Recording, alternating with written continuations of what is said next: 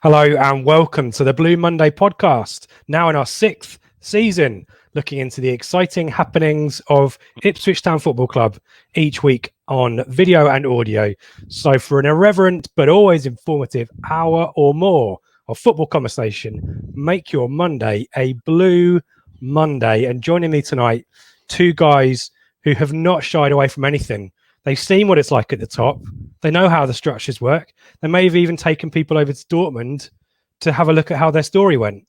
And I'm welcoming back after a 3-week absence, David Diamond since Peterborough, and Seb Brown returning from live show fame. Seb, guys, how are you?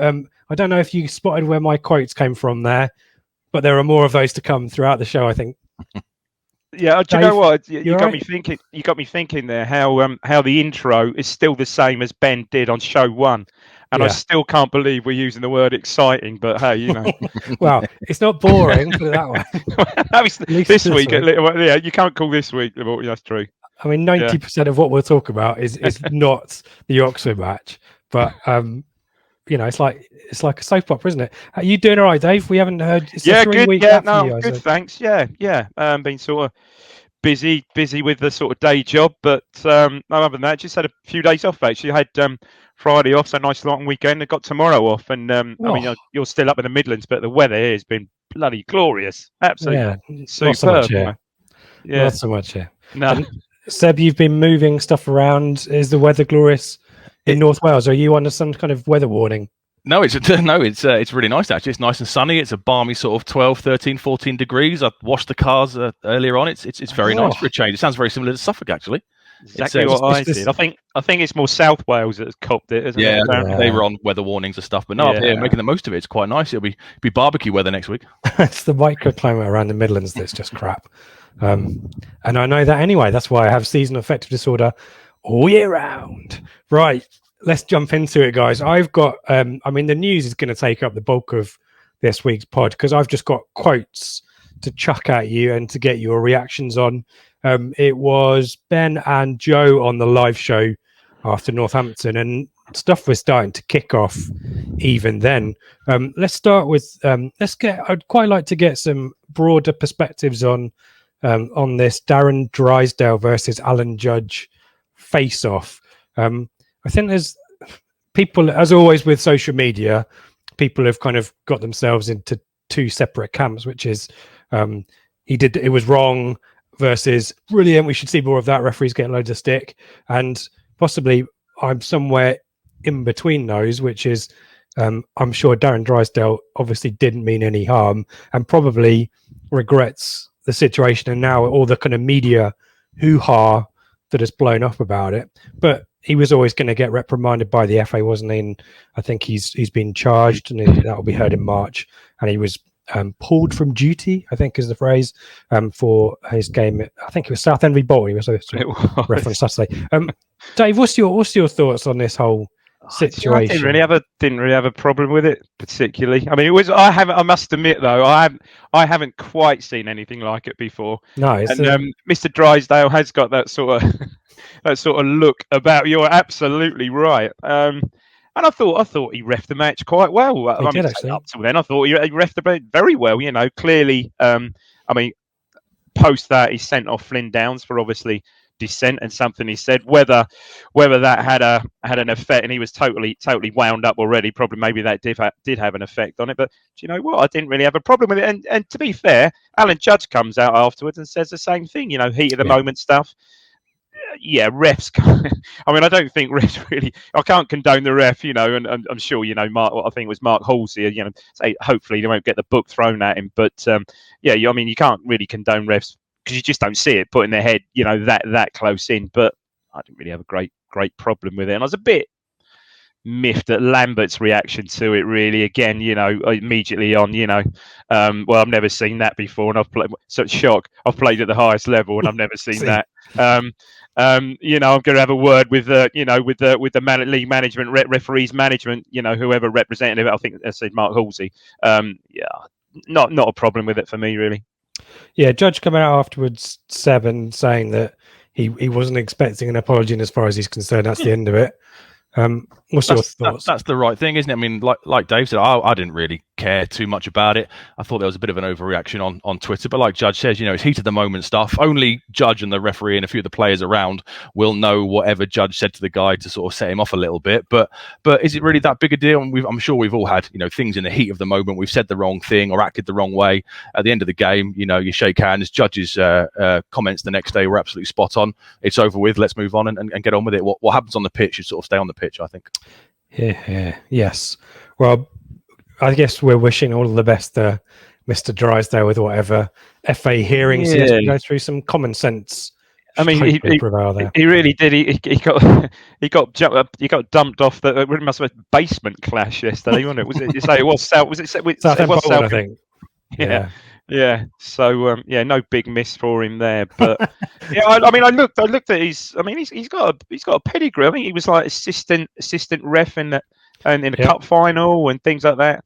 And he's like an RAF. He's in the RAF, isn't he? So sergeant in the RAF. So there you go. Perhaps that is his general overall demeanour. But to be fair, I don't mind seeing a ref with a little bit of character, because some you just see these refs that just got totally. Emotionless, no emotion at all, just ref.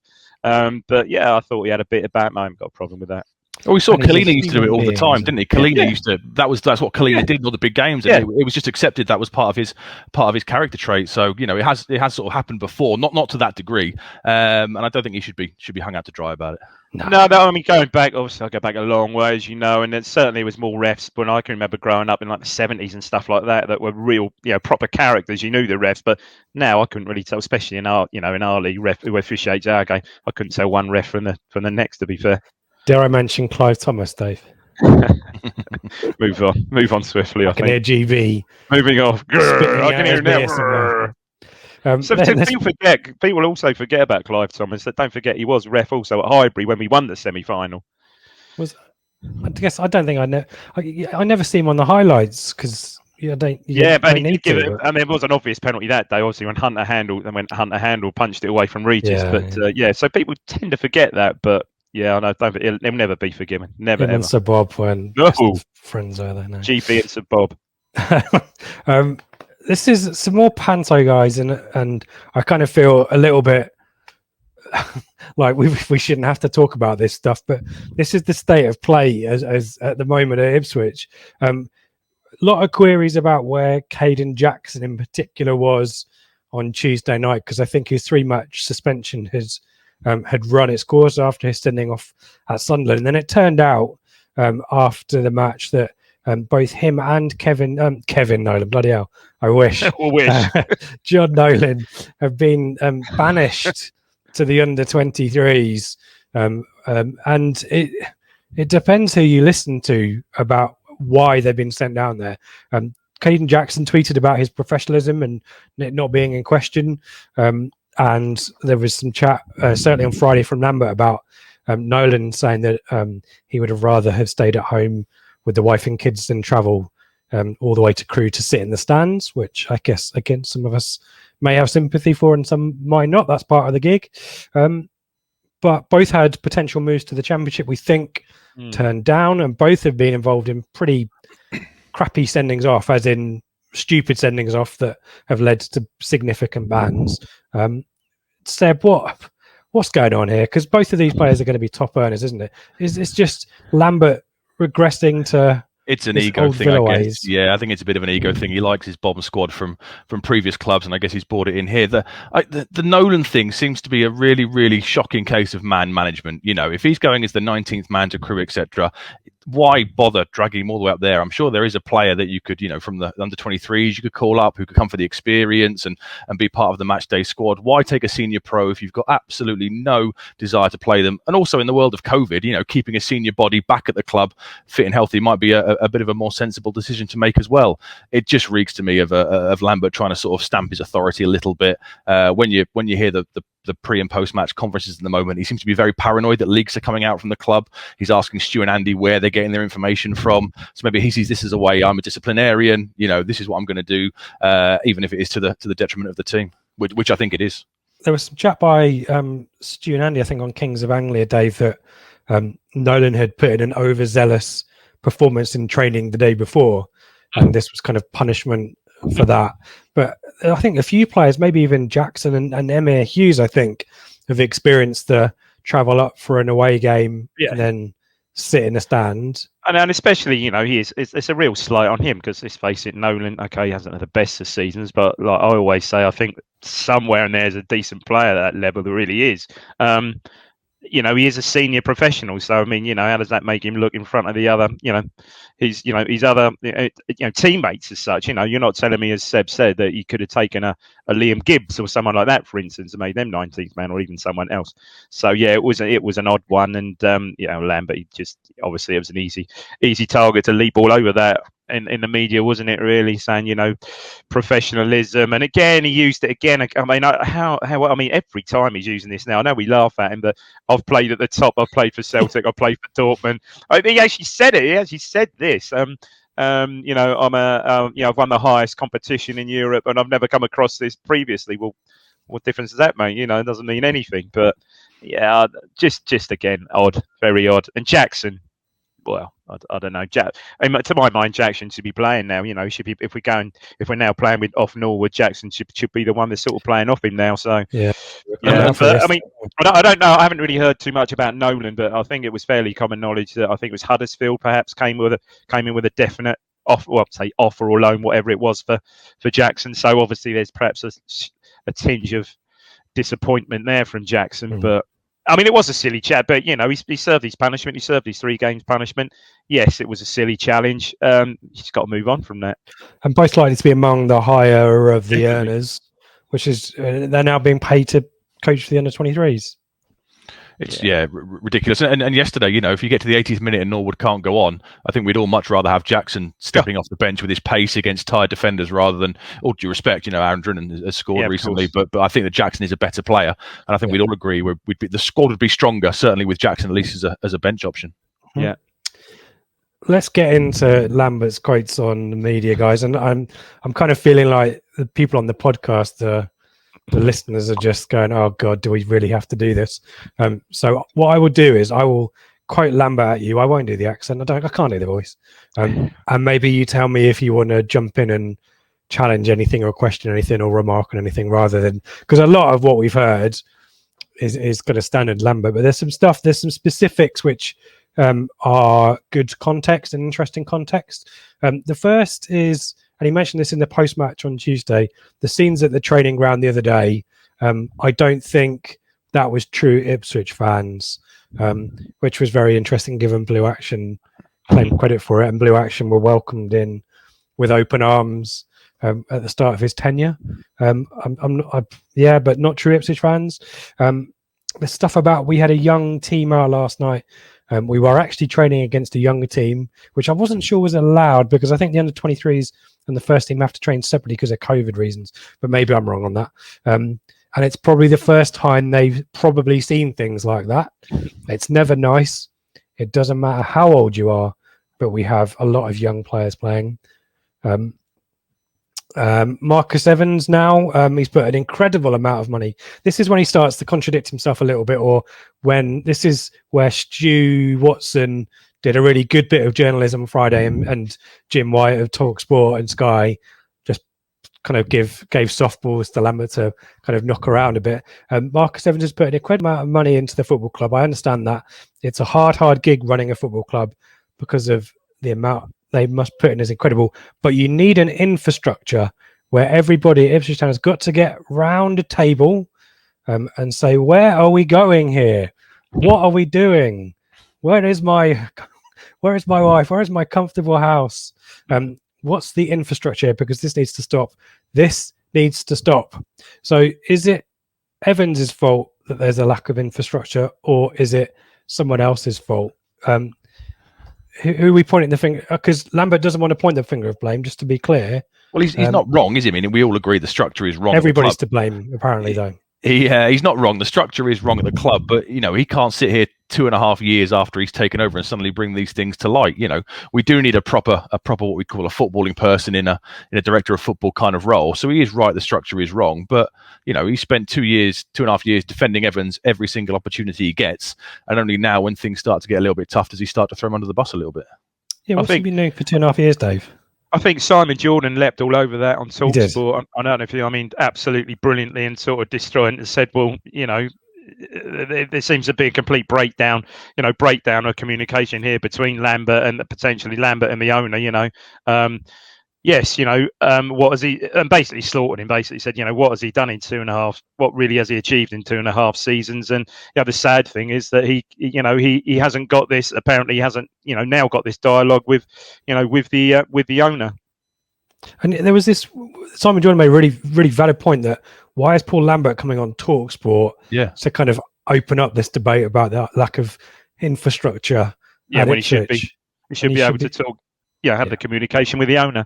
Yeah. So that for me was that one, and then of course latterly then Darren Bent had his say which was also fairly hard hitting, wasn't it? Yeah. It's just all deflection at its finest, isn't it? It's the Monday he can use the attack on the training ground as it was basically drummed up as. Tuesday it's the referee. Middle of the week it's the club structure. It's anything to deflect the real issues of what's been going on to the pitch and the deterioration under his reign for the last 2.5 years. Yeah. The big thing for me is I did the same at Aston Villa. I protected Randy Lerner for a long, long time. It was like a lamb to a slaughter was happening there. I can't do that again. I can't go through that again. There's got to be a structure where everybody gets around the table.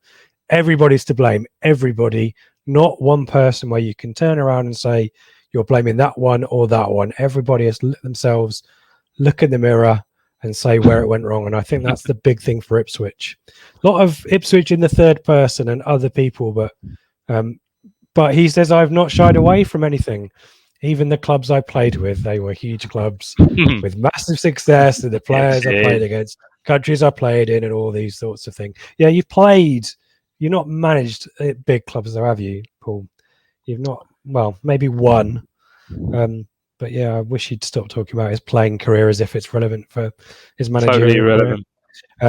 I've seen what it's like at the top. I've seen how the structures work. And then there's the continuing chat about, is there going to be the conversation with Marcus Evans, which supposedly there may have been one on Saturday, and there was what's supposed to be one next week. I mean, this is a mess, right, guys? This is dysfunction, and it kind of takes two to tango here. You've got Lambert, who is basically out of ideas and is now kind of pointing fingers left, right, and centre. But where's the owner? We've had those two kind of press statements at the end of last year, one telling us to be careful what we wished for, the other one backtracking, say, I didn't mean to offend you. This kind of silence is probably a cause for concern for supporters. The wider world are starting to have their two penneth on it as well. And there's an article on the Telegraph, which we'll talk a little bit about later. And obviously TalkSport are looking at it now. And Adrian Durham's had his say. Nick Abrams has done a kind of an editorial on it as well. This whole club just needs shaking up, doesn't it? I just don't know how it's all going to play out. I mean, how is it all going to play out? Will we be totally taken aback, and there will be a meeting? I don't know. So this week, tomorrow, I don't know, Tuesday, whenever, or it's a game Tuesday for a start. And will it simply be he'll go, and could we have a new manager in place by next Saturday? Well, there's been that conjecture for weeks, hasn't it? Absolutely weeks, or maybe hopeful conjecture. It is just a mess, and the club's a bloody laughing stock, really, to the outside world, isn't it? Now it's an absolute, I think Ben called it a basket case. It really is absolute. And the trouble is, and the trouble is, there is still football to play. We'll talk about Oxford, which is the main reason behind the podcast this week. Yeah. But and whilst all of this pantomime is happening off the pitch, it's causing distractions on it, and also potentially just taking our eye off the ball, because there is a good chance in the next few weeks, if it isn't already, our chances of finishing in the top 6 have gone, and that is another season down in League One, and potentially a lowest placed finish in our history since the mid 50s or early 60s, whatever it is. So there is still football to be played, guys, and a lot of people are taking their eye off the ball. Fortunately, the players didn't on Saturday, and more of that in a bit. But I guess I need to address rumours that have been posted on Twitter and on all our message boards and so on. You know, we are aware that there's rumours of takeovers, but guys, this feels kind of convenient, doesn't it? Maybe there is something in it, and we'll find out more, hopefully. But we can't really wait for that to sort us out, can we? No, it would be the one explanation of why, I guess why Lambert is still around, etc. Because he's not going to be, if somebody is going to look to invest or buy into the club, they're probably going to want to appoint their own man. But we like you said, we can't sit around. That could take months to be completed. There's still 18, 19 games of football left to play, 20 games of football left to play, and we should be giving absolutely everything, focusing on the pitch to try and get ourselves into the playoffs. Which, if it's going to be under this manager, if Evans is refusing to pay him off to the summer or whatever, okay. But Lambert needs to focus on his coaching and on the pitch, and leave all the airing of our dirty laundry in public, leave it all to one side. Have those conversations with Evan and with O'Neill, but he needs to be focusing on the pitch to make sure we're doing the best we can in all the games. No, it doesn't get any easier, does it? Look who we've got this week. 2 games this week. Not a good run coming up, is it? No. Well, the trouble is doing nothing, and I think Joe has said this quite a few times on the pod, doing nothing is kind of the worst of all worlds, isn't it? Because you've got, if the takeover is in progress, then great. But as Seb said, that could be months. It could also fall through, couldn't it? Yeah. Let's be honest. Yeah. In the meantime, you've got, admittedly, yesterday was a better performance, but it's still not good enough form-wise to get us anywhere near the top 6. And there are people who are, and I would include myself in this, waiting for a season renewal letter or an email, which should arrive in the next month, begging me for my money. And I'm not giving them any more money whilst Paul Lambert is in charge, or maybe even whilst Marcus Evans is still in charge. So effectively, you're killing your future revenue stream by also leaving Lambert in a job, aren't you? I just think no one wins apart from, Paul Lambert wins because he gets a bloody big payoff, doesn't he? But the football club loses, doesn't it? Supporters lose. I mean, you can't see, at this moment in time, yes, improved performance yesterday, but, all talk of the playoffs, you just can't see us winning enough games. Well, not winning enough games. You can't see us scoring enough goals to win enough games. I mean, that's basically it. And what you would hope is if the new man, put the ownership to one side, but if he does go and a new manager comes in, then you get that new manager bounce where it's happened before, one of our ex-managers is doing quite well in South Wales at the moment. For goodness' sake, we won't quite try not to dwell on that. But you could perhaps get a similar bounce to that, and then you are right back, to coin a phrase, in the mix. But I don't think we're going to be in the mix with the current manager somehow. No.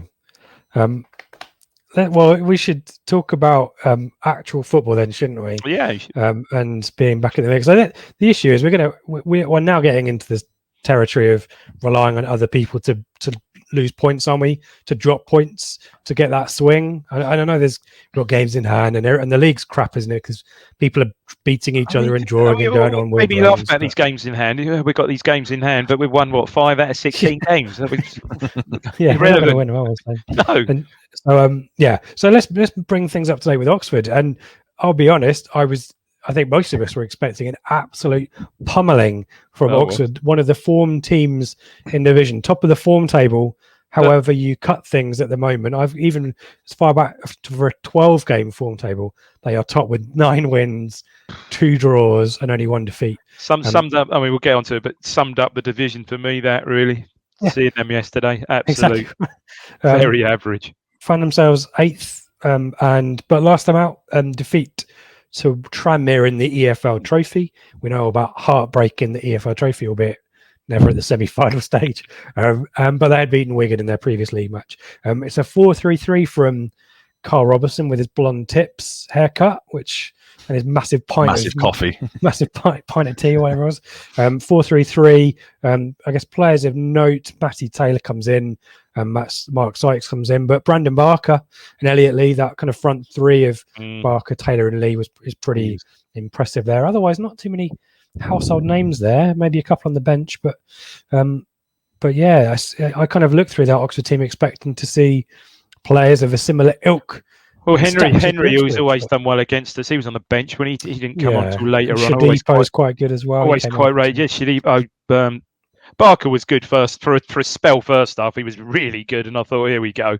But faded after that, and they really, for me.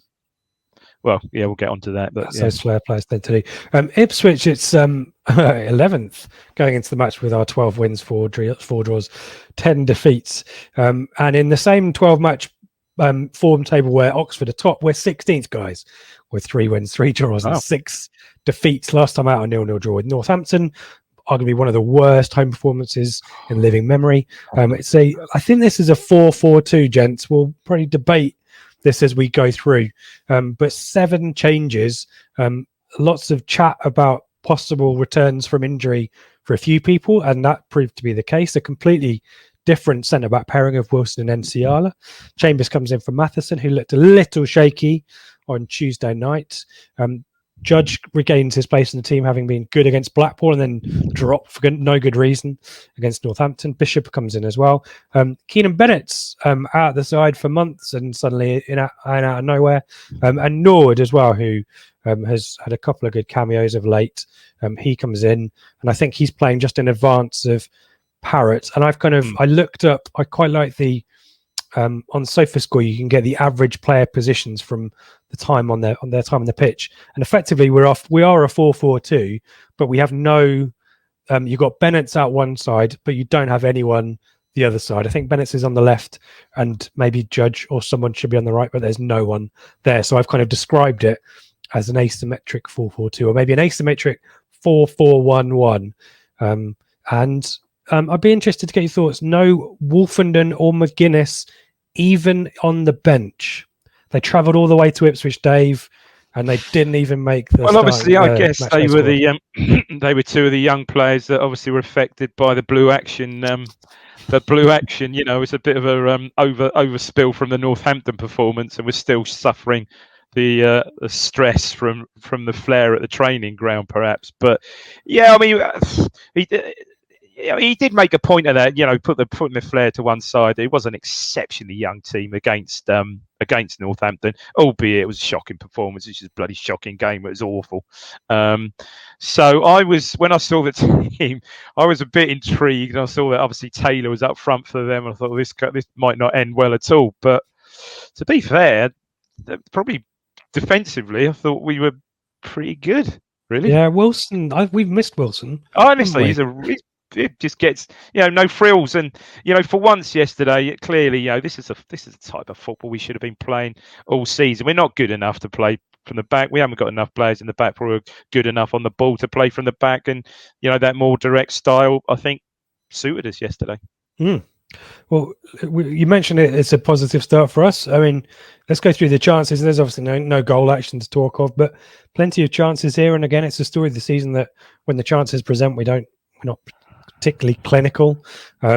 7 minutes, Chambers digs out a deep cross on the right side, and Nord heads it back across goal, where the keeper kind of misses it, but Atkinson's on the post and kind of clears it away. But 29, this is the big chance, really. There's kind of a big chance in each half. Judge clears it to Norwood on halfway, gets the ball up forward. He's kind of 2v1, but gets a crossover to Bennett, who's totally unmarked, kind of in the middle, but the ball's a bit heavy and he's forced to take it wide, but he gets his cross in and pings it into Parrott, and it's a nice tee up for himself, and then he pings his shot well wide. He's a bit unlucky. He does everything well, doesn't he? Because the ball comes and he sort of just almost flicks it up and he sort of volleys, and he just drags it. Well, I think the start of that move was really good was it not a crossfield ball from Kenlock? First half, I think that might be second. I think that might was that second. It may have been. I was watching the highlights. There's one in the second half, I think. Okay, perhaps that was what it was. But Kenlock was decent yesterday. I thought Kenlock was very good yesterday. I mean, he's got that predictable turn inside that defenders when he's advanced sort of fall for every single time.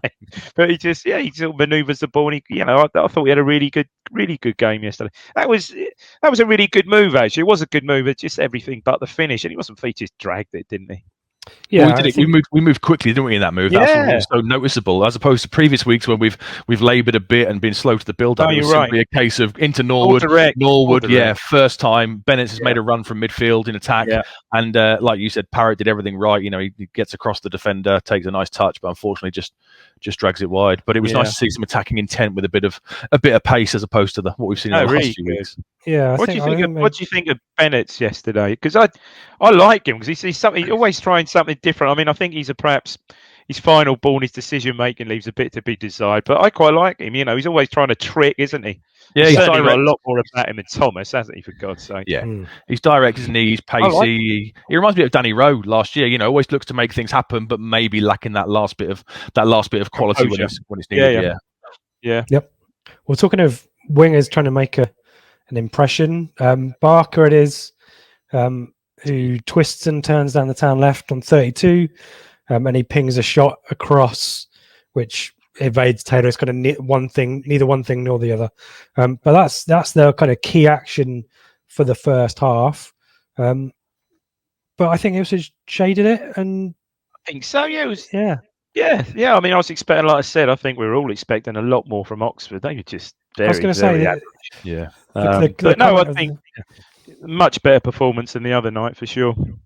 Yeah, I was going to say the bigger talking point for me were how underwhelming Oxford were, and I don't maybe I mentioned it in the kind of the start bit, maybe the defeat to Tranmere, because I assumed they'd Tranmere they're on their way to Wembley, thinking Wembley, and maybe a bit of a kick in the Watsits and back to earth with a bit of a bump.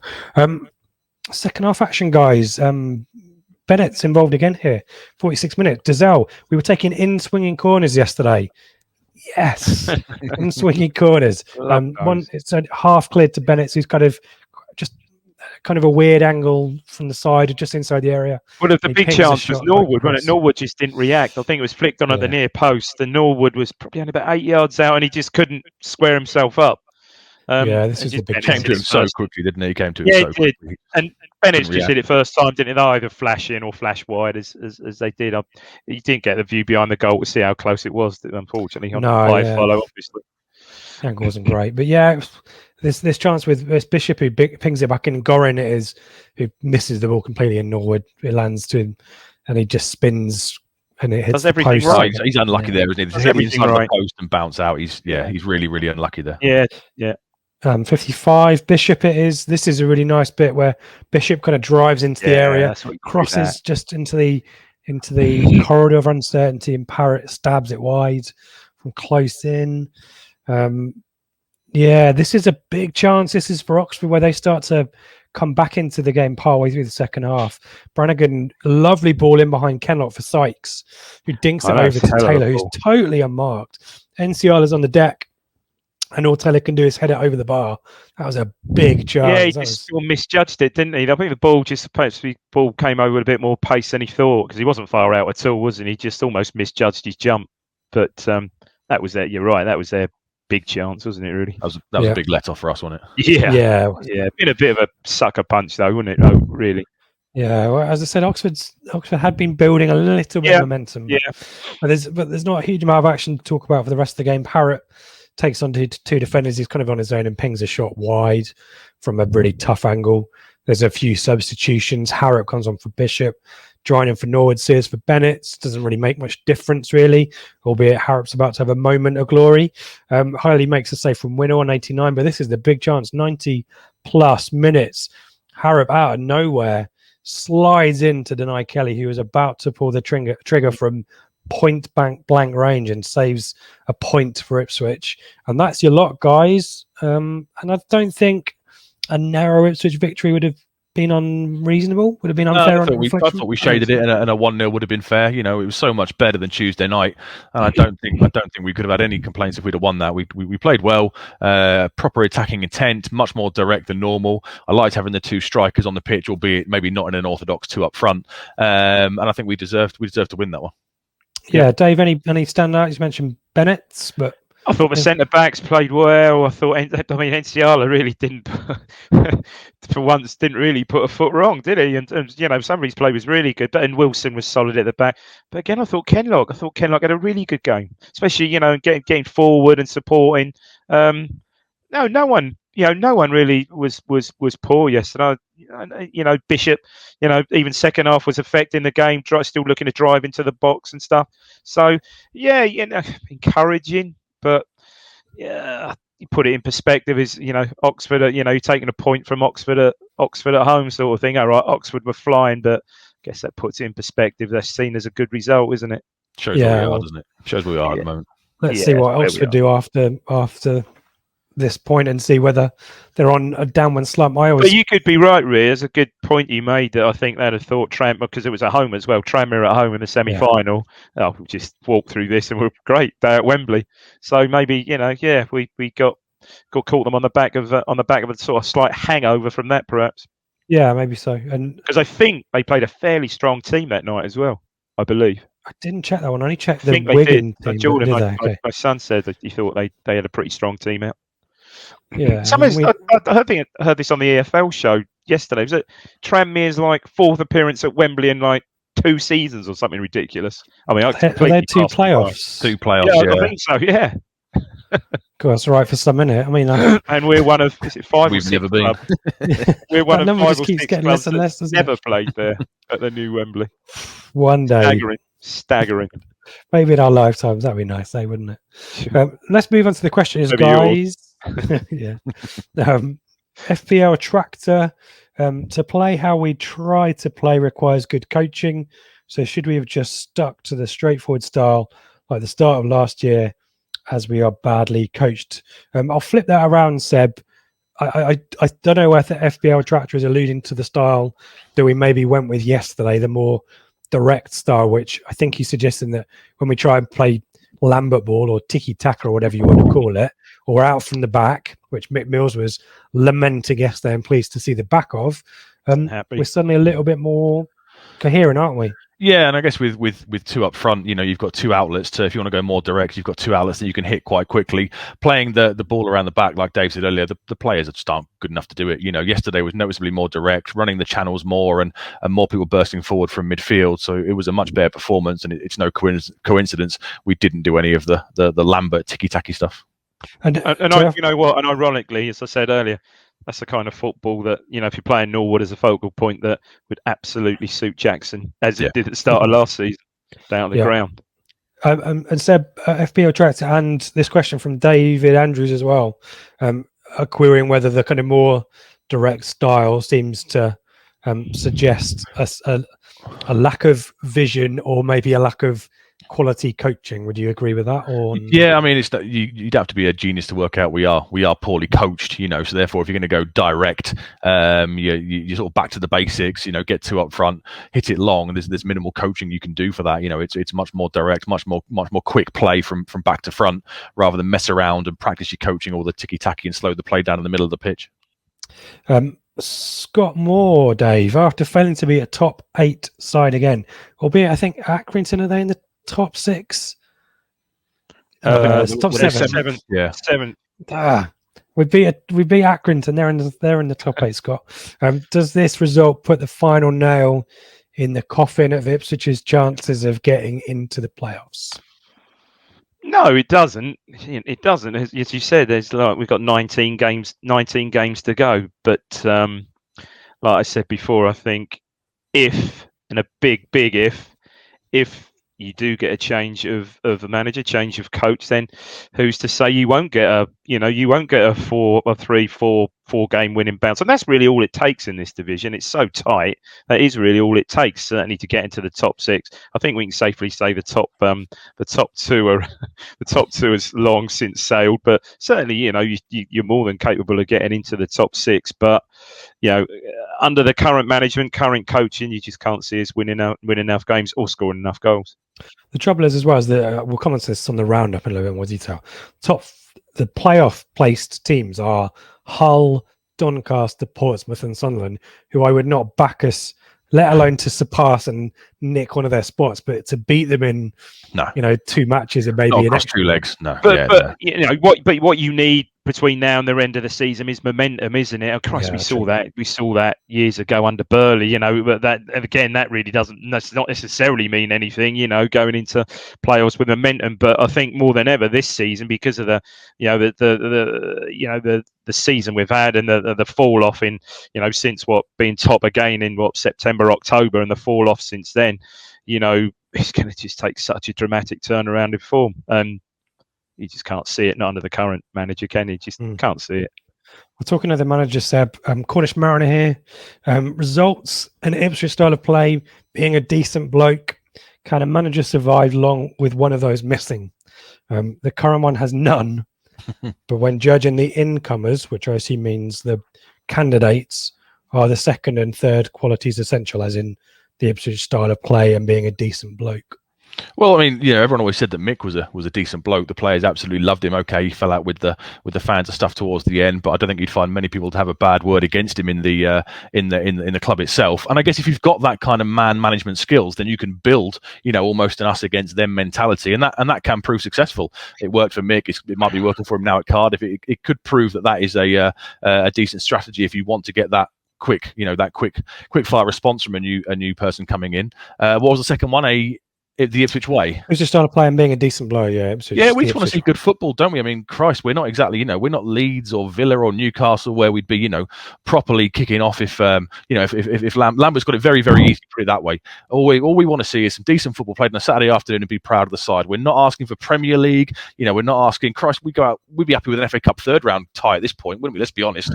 We're not the most vociferous of fans. All we want to do is have a team that we're proud to watch on a Saturday, and that involves good football. And I think there's a problem, the Ipswich style of play. Well, what is the Ipswich style of play now? That's the problem. We've lost any sort of identity, haven't we? Yeah, well, Keane was quite quick to kind of besmirch that, wasn't he? As some kind of, it's Ipswich Town, not Man United, blah, blah, blah. But, well, it was. I mean, and Magilton ordered it, didn't he? Magilton. I can always harp on about the good old days and stuff, but, you're now looking 40 years ago. And over 20 years now since, the Burley side. 20 years since the Burley side. So, really, what identity, what style of play have we had in the last, well, crikey, probably since Mick sort of went uber defensive. I mean, it's been hard to identify, hasn't it? I love this one in quickly. Maurice Claude saw Paul Warren's post-match interview in Rotherham's Kent Norwich. Rotherham were excellent, really testing Norwich. What this guy does with resources available is remarkable. Forget who he supports. He supports Norwich. If Lambert goes, I could not think of a better appointment. Yeah, but he would see Ipswich as a step down. So I'm not sure why he would join us over Rotherham, depending on which division they were in. But he's also under contract, I think, or maybe he's out of contract. I mean, yes, in theory, but there's lots of ifs, buts, and maybes around Paul Warren, isn't there? Yeah. Lowy Blue, sorry. Well, that was half decent spirited performance, chances, but lack of cutting edge, continuing problem. Fair play, though, for putting in a shift. Jack Sharman, if we ditch the lottery machine for the moment, what do you think our best 11 would currently be in the first game of a prospective new manager? I mean, we get questions. Let me pitch this a little bit for you. Most weeks we'll get a "Can you name our best 11?" question. It's just too long a question to answer. So I guess, Mike, narrowing it down, would you make any changes from the Oxford game for Hull? I'd have Jackson back in the squad, as we said earlier. Whether he starts or not, I'd certainly have Jackson back in the squad. It's Hull, isn't it? Free scoring Hull. I don't know. I mean, why? The back four played really well. I thought. No, I wouldn't make too many changes at all. I don't think. I don't think he will. No, agreed. Possibly, maybe Edwards, if he's fit, to come back in to give a bit of natural width and a bit of maybe a bit of protection to the fullbacks as well, because you're not going to get that with Judge in a wide position. But no, as you know, as Dave said, defensively, I'd keep them all the same personally. And we do look a much better side with Wilson back, don't we? Let's be honest. Yeah. Solid. Mrs. Nuts, if there is anything in this room about a US consortium buying ITFC, do you think they've been watching too much Netflix? #The Dig. I haven't seen it yet. It's on my list. I haven't. Yeah, I've brilliant. Things. Really good. Yeah, really good. Ralph Fiennes Suffolk accent, Dave. He is spot on. Really good. Yeah, it's a good film, but good sort of feel good film. Yeah, I'd say. Lovely and that stuff. Kerry Mulligan's really good in it as well. Yeah, very good. Yeah. There you go. How many out of 5 stars? Oh, I give a solid 4, I think. 4. Dave Diamond, so. 4 stars. Yeah. Another Dave Gort. We all know that PL is correct in his view that the structure of the club isn't right. That said, I feel a director of football to oversee all football affairs, so then reporting to Marcus Evans could just be as an important a position to fill, if not more so than the manager. Who wants to talk about this one? What is Lee O'Neill's title? Yeah. Director of football operations, isn't he? Yeah, he's got about 5 different jobs, isn't he? / recruitment / contract / academy. Okay. Yeah. He just needs to appoint. Go on, sorry, good. No, you carry on. Go on. He just needs to appoint. Evans needs to appoint somebody, and he needs to hold his hands up and say, "Look, I don't know how to run a football club, so I'll appoint this person. I give them the authority to make decisions, etc., and sort of minimise his input, so to speak." I think the reason everything sort of seems to take so long at our club is they literally have to wait for Evans to, come in once a month, maybe once every 3 weeks, and sign checks and carry out the reviews and the meetings and stuff. If there was that person, that body who is effectively running the football club for him, everyone in the club knows who to go to. Everything gets done a lot quicker, and Evans can sort of take a bit of a backseat and just look after this asset for me, and he can concentrate on his other businesses and stuff. Because that's gone. That sort of position, I guess, has gone, and I guess Lee O'Neill's filled that a bit because he had he had 2 to begin with. Who did he have? Jonathan Simmons, and he had Ian Milne as well, didn't he? So Ian Milne went a couple of seasons ago now. So which is what you said probably that meant Lee O'Neill was wearing. He's quite obviously fairly in that sort of terms, fairly young, fairly inexperienced, and is wearing a lot of hats at the moment. He's plate spinning, isn't he, Lee O'Neill? I kind of think of football club owners like utilities companies. Like you go home and you turn the lights on and you turn the tap on, and stuff happens. And when it breaks, you want it sorted quickly, but otherwise, you just want it to work. And to me, football club owners should be like that. I don't need Marcus Evans interfering or getting involved, and he's proven that when he doesn't know what he's doing. So surely a good businessman knows his strengths and weaknesses and should have long ago got someone into it so he could just step away and leave things stuff. Yeah, exactly right. And there'll be good people at Ipswich Town trying their damnedest to make the best of the situation they find themselves in, but just hamstrung by the owner micromanaging them. I'm sure that's the case. And it seems to be what the bits and pieces I think I hear, and we all hear coming out of the club, and everyone is just totally, from the playing staff down to whoever, is just totally disillusioned. Yeah. So there you go. So director of football, but just a chief exec, I think, in general, isn't it? Just give the authority to make all the decisions. Here's Craig from the pod chucking a question for us, a football question. Have we had a central midfielder who is worse at tackling than Andre Dazelle? Another booking from yesterday? Is he coming up on 10? Yeah, I think that's number 9, isn't it? I think. Yeah. And I say this as a big fan of his close and personal friend of his father. Yeah, Dazelle, it wasn't his best game yesterday, was it? Better set pieces. Someone needs to teach him to tackle, though, don't they? Well, he's slight, isn't he? He's still quite slight, and I just don't think he commits, does he? And sometimes that looks worse when you don't. When not saying that's holding back, but it's a bit, just stick your leg in and stuff like that. It looks bad, He's not, to me, just doesn't seem totally committed. Look, it's not going to be the strongest part of his game, is it? But yeah, and when he does, perhaps a lot of those are sort of mistimed and just look poor. Let's be honest, no one in the team can really tackle her, can they? Well, Certainly Down, no I one guess in the he's midfield. he's not had Downs alongside him for more than probably 5-6 games this season now. So obviously he's had to do more of the defensive work he would have liked to have done. You know, when Everyone's Downs is there, he suspended, Seb. leave that to him a little bit. What was that? Sorry. Everyone's getting suspended. That's why, Yeah. Yeah. including. I mean, I Downs. got a stat man out there. He'd be able to tell us. I mean, what is our record? What is our record total of red cards for the season? For Christ's sake, we're still 19 games to go. I mean, how many has it been this season? I think 5? we're on 5. I think. 5 now, I think. Let me see if I can get the disciplinary table up. Let me ask this question while I'm doing it. From Mullet. Hello, Mullet. Isn't it telling that had the season gone to plan, that would be a disappointing result and performance to Oxford and not a massive improvement? As we said earlier, it shows where we are, doesn't it? Let's be honest. It shows the position that we're currently in and the way things currently are. You know, if we're in the playoffs and they're in the playoffs, and you get a point. You know, the one thing we did in the Burley, the promotion era, is that we didn't really lose to the sides in and around us in the playoff area. So if they're up there with us and we get a solid point, you know, it's a good point and you move on. When we're chasing the pack, it's just another lost opportunity to claw back some ground. That's the way I see it. Yep. Here comes the league table. So this is. Oh, come on, transfer market. We've had 5 red cards. One of those is a yellow to a red. 2 yellows to a red, I think. 5 in total. So, yeah. And finally, Joey Suffolk. Hello, Joseph.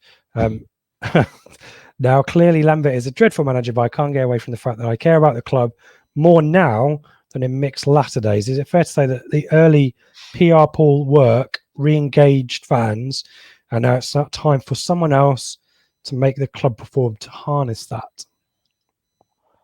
Yeah, I mean, I think all the goodwill perhaps he garnered from that sort of charm offensive has now worn very, very thin, hasn't it? Yeah. If but not a lot more people completely. engaged to Joey's point, you know. Sorry? There's a lot more. Would you say there are more people engaged now? I guess there's maybe we've always say that Twitter's a bit of an echo chamber. I guess I know a lot of people are interested and therefore emotional and I see what you mean. Then under the latter days of McCarthy. Yeah, so there's the latter days of McCarthy was fairly dire when it just apathy and couldn't care less type thing. But that being said, I know a lot of people who haven't gone to Ipswich and wouldn't go back since the Mick era as well. You know, I'm sure we all know people who have handed in their season tickets. Yeah. So that's something that's quite recent. The season ticket renewal figures are going to be very, very interesting, aren't they? We went down and there was this surge, you know, that we applauded them off and the North Stand was singing when they got relegated, etc. So there was a big bounce. Everyone thought it'd be fun for a year in League One and we'd see some new grounds. And then Wembley. Bizarrely, you know, last year with COVID, you know, they still remained really, really strong. I guess if it drops to 6,000, that's going to be a real indicator and a real measure of the feeling towards the club at the minute. Yeah. And that's your lot on the questions. Thank you everyone for those. I wouldn't say it's a prolific round of questions, but I think, you know, another 0-0 draw and not a huge amount of new material there apart from the press conference mumbo jumbo. So that's to be expected. But thank you to those of you who did send in questions and helped shape the debate. Always welcome. Let's finish on the roundup then and look ahead to Hull. In no particular order, Accrington 1, Shrewsbury 1, so it's a good result. Shrewsbury are among one of the form teams at the moment, despite the fact they're still 17th. That's a good, helpful result for us. As is Fleetwood 1, Charlton 1, although Charlton are starting to drop away a little bit from the top 6 positions.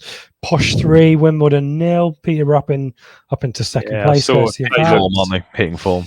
They look quite good. Blimey, on that beach of a pitch, my God, they look really good. Another form team are Blackpool since losing to us. They beat Portsmouth, who are without Kenny Jackett, who's recovering. We wish him. I mean, it's a crazy division. They've doubled Portsmouth, haven't they? They've doubled them. Yeah, we've scored 30 goals all season, and 6 of those have been against Blackpool. Crazy. So in theory, that means we're better than Portsmouth, doesn't it? Oh, yeah. There you go. Wigan 1, Lincoln 2. Lincoln pretty consistent. There's a feeling of Rotherhamness and Coventryness about Lincoln City now. Those results out. The game of the day yesterday: Doncaster 3, Hull City 3. Some last minute drama for Doncaster, getting themselves a point. Did you see he scored the top last minute goal? I did not know. Coppinger came on the sub. Was it? Yeah, I saw it on EFL. Brilliant. It was a James Coppinger's celebration day. They let him design the kit. Players presented him with these white and gold boots. I mean, talk about scripts. He comes on and scores free kick from about 20 yards in about the 92nd minute. Here's a stat. It was the 16th consecutive season he scored for Doncaster. Oh, I love that. What on James Coppinger? Wow. Is his wife still working in Ipswich Hospital? Yeah, I think so. I think she he, obviously his move fell through, and I think she got the job at Ipswich and has stayed there ever since. I think. Burton 0, Sunderland 3. Sunderland starting to put a little bit of form together under Streaky Lee. Gillingham 2, Gills 2, as I wrote. Gillingham 2, Bristol Rovers. Now I think there might be breaking news whilst we are on air from Joe, that Bristol Rovers are about to appoint Joey Barton, but I don't know whether that is confirmed or not. So that might be nonsense by the time this goes out. But otherwise, some interesting news there. Another one we missed. Swindon 2, Crew 1, Rochdale 0, Plymouth 0, MK Dons, another form team, 4 wins out of 6 for Russell Martin's MK Dons, 4-3 winners over Northampton. I mean, that shows, all right, they played 2 games more. They're now above us, aren't they? They are, MK Dons are above us. Good shout. Yeah, well, looking at the league table, so I mentioned Lincoln, Peterborough, both they're first and second, 1 point between them, and they've played 2 games less than Hull City, who are in third on 53. And it's Doncaster, who've got 3 games in hand, 1 game in hand on the top 2. I won't bother talking about the games in hand; it's a bit of a nonsense. Portsmouth and Sunderland, they make up the top 6 with Accrington just outside.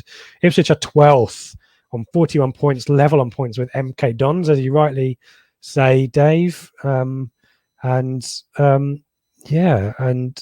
6 points off the playoffs with lack of goals. I mean, what's with 30 1 goals? game in hand. 30 goals all season in 27 games. So I looked at the scorers, and I think Clark Harris has got 18. White's got 18 on his own for goodness sake. Yeah, well, that's it's a good intro for Hull, who we have next. Seb and I remember a lovely day out to Hull in the 18-19 season. That was enjoyable, wasn't it, Seb? I think it's when we started to realise we might be in trouble here, wasn't it? Was it after an international break, if I remember rightly? Yeah. 3-0? 2-0. They were woeful, weren't they? It was after the Norwich game, that was it. But the Norwich game was quite optimistic and cheery. We got a good point, and we thought, okay, he's got 2 weeks on the training ground now, and they were absolutely awful. And we started to think, hang on. We never. I can remember a 5-2 win some years back. I think Francis Jeffers might have scored. Jamie Peters and Alan Lee, I think. Volley. Yeah. That's never a good. We never do well up there. No, well, take a point. Take a point. Yeah, exactly right. I have a 3rd 0-0 on the trot. The star player for them is Malik Wilkes. He's got 14 goals. He scored 2 on Saturday against Doncaster. He's got 5 in his last 2. He's got a hat-trick midweek as well. Josh McGuinness as well. He's got 9. So they know how to score. But they, I kind of keep. I found this 12-game form table, so I'm just going to keep referring. I'm going to milk it dry. Hull are 11th. Yeah, they dropped off a bit. This 12-game form table. We're not much better, obviously, but they're still 3rd in the league. They've played 2 more games than most other teams, as I mentioned, around them. 1 win out of the last 6, and they lost to Burton. So, Seb. They're there for the taking, aren't they? And then along came Ipswich. Are either of you confident? Take a point, but to be fair, I thought we'd get beaten yesterday. I think I predicted 2-0, so I thought we'd get turned over yesterday. So maybe, if he keeps a similar formation and goes more direct, maybe anybody can beat anybody in this league. Let's be honest. So let's try and be positive. But you're dead right, they can, but until it comes to us, it's never really us to say. No, take a point. Absolutely. Yeah, absolutely. Take a point all day long from that, and then Donny at home on Saturday, isn't it? Not a great run, is it? No, and then Accrington afterwards. Yeah, and then Gillingham, I think, isn't it? So, well, if the playoffs are a question mark at the moment, they might be. Wins. Need at least a couple of wins. Back in the mix. Get us back in the mix. Oh, surely, if results go to form, if he hasn't gone already, after Hull on Tuesday and Doncaster on Saturday, this time next week, surely. What's he Did we, gonna all, do? did we all think he looked a bit relaxed in the post-match interviews and stuff? It was bizarre. It's almost like he's had a meeting and been told you're here to the end of the season. It was. Or as I said to Joe on the thing last night, perhaps he's just got wind of his severance pay. Yeah. Corfu for Christmas. Yeah. Win, lose or draw, we will be back for a live show on Tuesday night. Ben will be in the host chair again for that one, and I don't know who's joining him. Maybe Dave will fancy. I don't know. We'll figure that one out and we'll let you know on the Twitter. I don't think you've been asked. Maybe. No. I'm sure it's not. I'm sure it's not me. I'm doing I tell you, I've been invited to a Zoom cricket. That's bizarre. I don't. It's before I realised it was match, but I would have gone anyway. A Zoom cricket. I don't know, function with and the star guest is Curtly Ambrose. Lovely stuff. So that'll be probably more interest to Craig actually than Yeah. Sorry, I know he's waiting. Seb's going Curtly who, and you're sort of going. Is he related to Darren? I'm joking. Yeah. Can I just say, just a bit of feel good. I know earlier on I said, I know it's 40 years ago, and we hark back 40 years ago on the 21st of February 1981. The great Kevin Beattie scored his last ever goal for Ipswich Town. Against Wolves? There you go. 3-1. Towering back post header. There you go. I think Stat might have posted the goal, not my footage. Oh, did he? I haven't seen it. It's on the it's on the BBC history video that John Watson did of the club, I think. So right. I've got it and I could have posted it, but I think Stat's got it. So there you go. And there you go. And we may have more 40th anniversary news to follow. We'll keep that under our hats for now, Dave, but maybe some exclusive insights coming everyone's way in a few weeks' time. And one other thing to draw attention to, we talked about the live show on Tuesday. The other thing that should probably land Monday evening, I mentioned the article in the Telegraph that was written by Jim White, not the Jim White from TalkSport and Sky Sports News, another Jim White. He's kindly agreed to sit down and have a chat with me about the article that he wrote. I gave him a few bits and pieces, but just to get a wider external perspective on the pantomime that is Ipswich Town from a national journalist. So that'll go out as kind of a special pod on Monday evening. So keep a lookout for that. You can find that on our Twitter account at Blue Monday ITFC, on our YouTube. It will go down the pod feed as well, and on our Instagram, Blue Monday Pod Team. On there, you can also find information of our referral link to the Terrace, terracelife.com/Blue Monday or if you want to give us a little bit of kickback for any purchases you make, and keep an eye out for any discount codes that we might have. Nothing at the moment, but you never know. Seb, where can we find you on the Twitter? At BrownS08. And Dave? At Dave Diamond 3. Not the most prolific of tweeter, are you, Dave? But always worth a follow just because it's you. Why wouldn't you follow him? Why wouldn't you? And you can follow me at Ipswich. Gentlemen, that is your lot. Thank you so much, as always, for your time, your insights, as I said at the start, these are the big game players that we've got, and so thank you for your thoughts on that. Who wants the final words? Dave, I'll let you have the final word. Go on, Seb. I can't think of any. I can't keep saying that final word. I've done with it. No. Go on, Seb. It wasn't crap yesterday. It's kind of meh. No, exactly. Yeah, do a meh. That's more accurate, isn't it? Meh, like that. Meh.